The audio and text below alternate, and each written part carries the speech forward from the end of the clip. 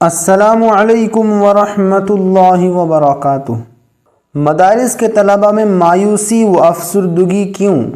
عزیزم، ہمت و استقلال سے کام لیں، آپ ہندوستان کا مستقبل ہیں۔ ناظرین گرامی، یہ مضمون محمد سلیم پرویز نندیالی صاحب کا ہے۔ ان کی اجازت سے میں آپ تک یہ مضمون پہنچا رہا ہوں۔ مولانا محمد ولی رحمانی رحمۃ اللہ علیہ، سابق سجادہ نشین خانقاہ رحمانی مونگیر و سابق جنرل سیکریٹری آل انڈیا مسلم پرسنل لا بورڈ، ایک بے باک، نڈر، بے خوف قائد اور جہاں دیدہ، دور اندیش اور فعال و عبقری عالم دین تھے۔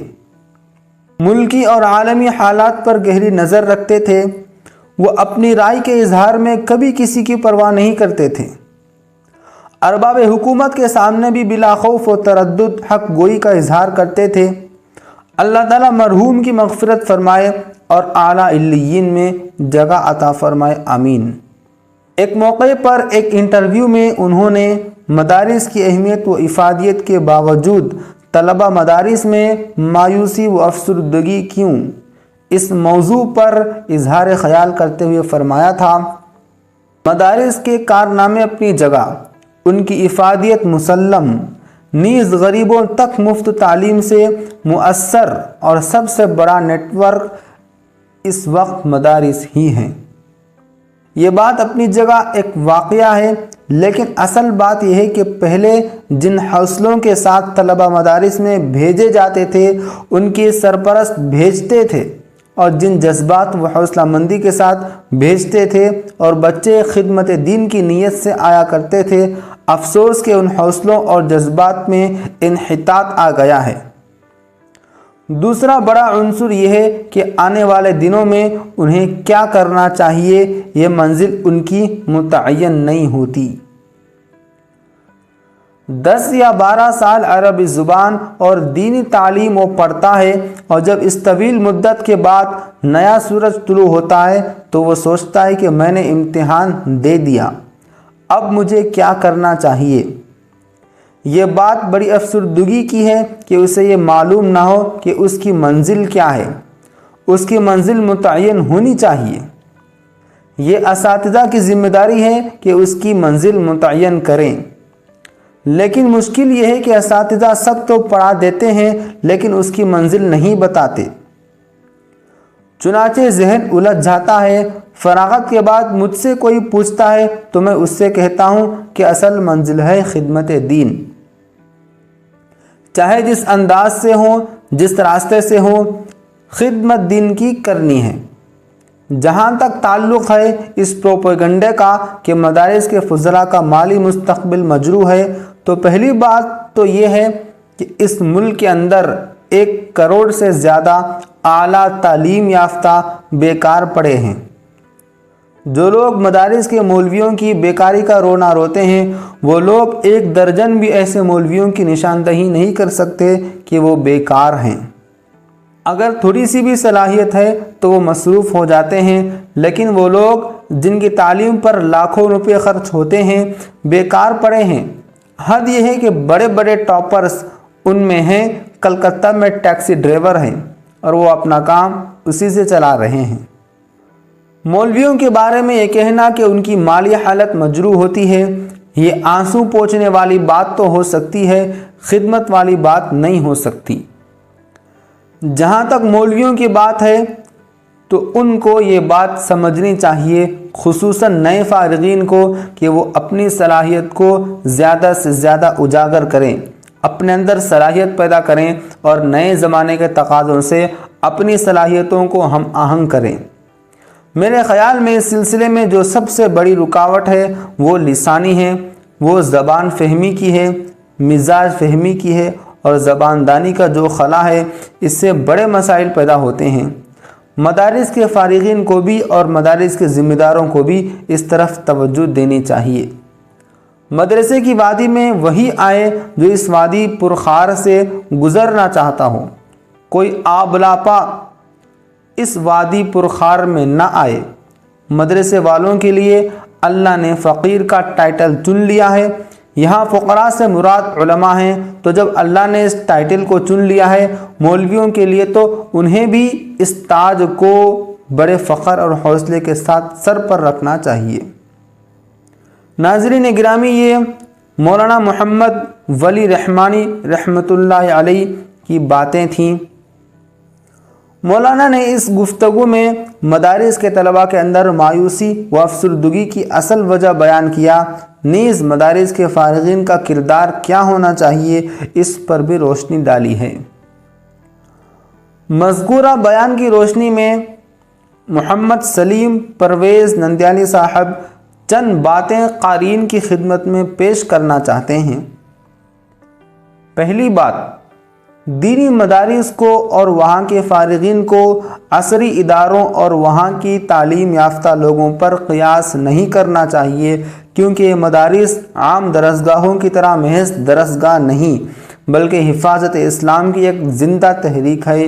یہ مدارس کسب معاش کے پیشوں میں سے ایک پیشہ نہیں بلکہ آخرت کی تجارت رابحہ ہے۔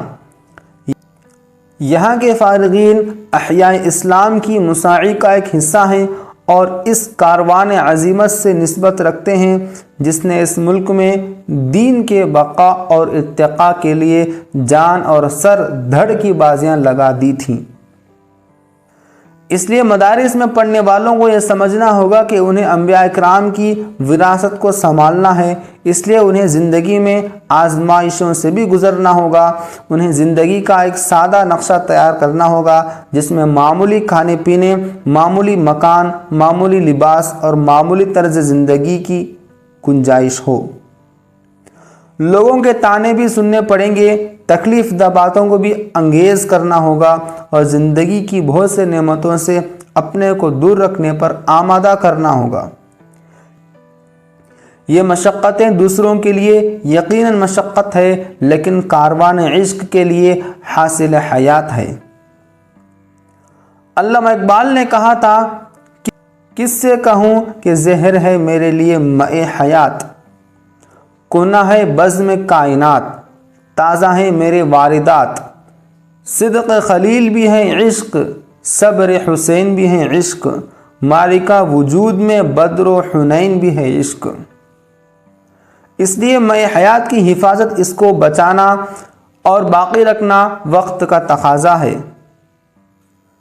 جہاں پوری دنیا اور پوری فضا مادیت کی پرستار اور دلدادہ ہو، وہاں قناعت، صبر، استغنا اور توکل کی بات مضحکہ خیز سمجھی جاتی ہے۔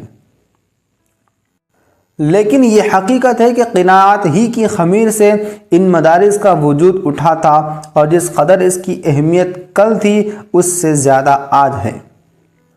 دوسری بات یہ ہے، علماء اور فارغین مدارس کے ذہن میں ہمیشہ رہے کہ ان کا تعلق امت سے محض ایک قانونی تعلق نہیں بلکہ ایک ایمانی اور روحانی تعلق ہے۔ قانونی تعلق میں انسان اپنے آپ کو ڈیوٹی تک محدود سمجھتا ہے، مقررہ کام کے علاوہ دیگر کسی کام کا اپنے کو پابند نہیں سمجھتا کیونکہ اس کا اسے معاوضہ نہیں ملتا۔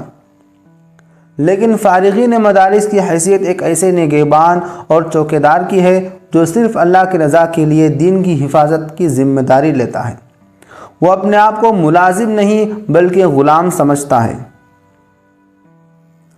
اس کے فرائض غیر محدود ہیں، اس کی خدمت کا دائرہ بہت وسیع ہے اور وہ تمام امور اس کے فرائض میں داخل ہیں جو امت سے اللہ تعالیٰ کو مطلوب ہے۔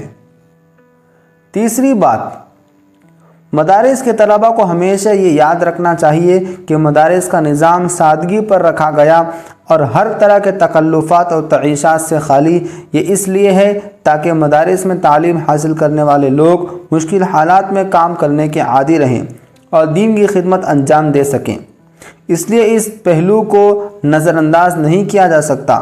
اللہ تعالیٰ کو جن سے کام لینا ہوتا ہے ان کی تربیت کا بھی انتظام کیا جاتا ہے، اور اس کا ایک حصہ یہ بھی ہے کہ انہیں تکالیف، مشقتیں اور خلاف طبیعت باتیں برداشت کرنے کی عادت ہو جائے۔ اسی لیے قرآن مجید میں انبیاء اکرام کے واقعات کا ذکر ہے اور ان کے اقوام کے درمیان کشمکش اور مخالفین کی جانب سے ایذا رسانی کے واقعات ہیں۔ चौथी बात, इस तहरीर का ये मकसद हरगिज़ नहीं कि मदारिस के फ़ारिगीन दुनिया के ऐश व इशरत, सुकून व इत्मीनान और राहत व आसाइश से बिल्कुल अलग रहें और सिर्फ मशक्क़त और तकलीफ़ को झेलें और दीन की हिफाजत की ज़िम्मेदारी संभालें और बस आखिरत में अजर व इनाम के हक़दार ठहरें। ऐसा हरगिज़ नहीं, बल्कि मतलब यह है कि उम्मत में हमेशा एक तदाद ऐसी रहे जो मदारिस इस्लामिया की तरफ रुख करे, दीन में तफ़क्कुह और महारत हासिल करे, उम्मत की खिदमत और दीन की इशाअत में मशगूल रहे, मुखालिफिन इस्लाम को दंदान शिकन जवाब दे। दूसरी तरफ उम्मत मुस्लिमा की ज़िम्मेदारी है कि उन उलमा और दाइयान हक़ की जुमला किफ़ालत अपने ज़िम्मे ले, जैसा कि माजी में हुआ करता था कि लोग उलमा और दाइयान दीन की किफ़ालत के लिए अपनी जायदादें वफ़ किया करते थे और इससे उलमा और अहले इल्म की किफ़ालत होती थी। हज़रत इमाम ग़ज़्ज़ाली रहमतुल्लाह अलैह ने भी इस जानिब इशारा किया और इसको उलमा के लिए बेहतरीन रोज़ी करार दिया है। वीडियो अच्छी लगी तो वीडियो को लाइक कीजिए, शेयर कीजिए और कमेंट कीजिए।